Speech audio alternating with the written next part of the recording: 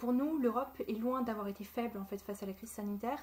En revanche, elle a été extrêmement fragilisée par ses opposants qui, eux, utilisaient tous les moyens de communication pour arriver à leur fin.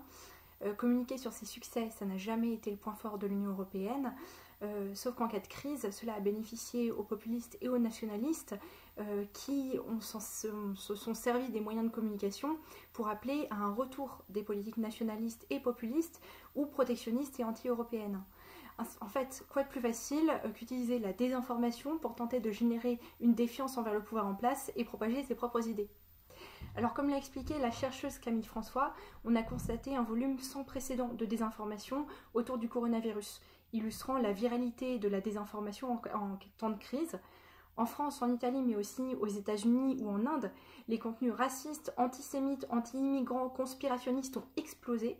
Le manque de confiance envers les gouvernements et les autorités scientifiques ont également été en forte hausse. Ainsi, on a pu voir au travers d'une étude de l'IFOP, par exemple, qu'un quart des Français pensent que le coronavirus a été créé par l'homme. D'autres fausses informations ou théories ont par exemple circulé, comme le fait que la consommation d'alcool ou d'eau de javel pouvait guérir du virus, ou encore que le coronavirus était une infection créée par les élites mondiales pour réduire la croissance démographique.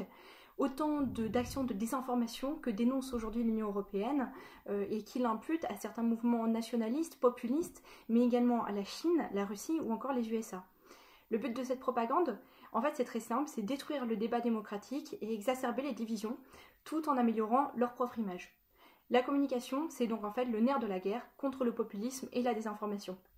Mais alors, que peut-on imaginer en réponse pour éviter une défiance globalisée et une crise politique durable au sein de l'Union européenne ? Pourquoi par exemple ne pas créer un fonds européen pour financer un nouveau média qui serait public, gratuit, européen, qui pourrait ainsi promouvoir un esprit d'appartenance commune, informer les citoyens sur la résilience des pays européens et les bénéfices de l'Union européenne au quotidien. On pourrait également envisager un autre moyen de lutter contre les fake news avec une éducation aux médias qui serait basée sur la transparence de l'information et la vérification des sources, chose qui manque cruellement à l'éducation aujourd'hui. Pour les décennies futures, le rôle des médias sera déterminant.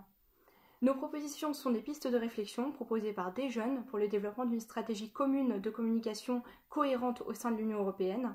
Merci au magazine SCD de nous permettre de présenter ces éléments issus de notre rapport Devant nous, paru il y a quelques jours.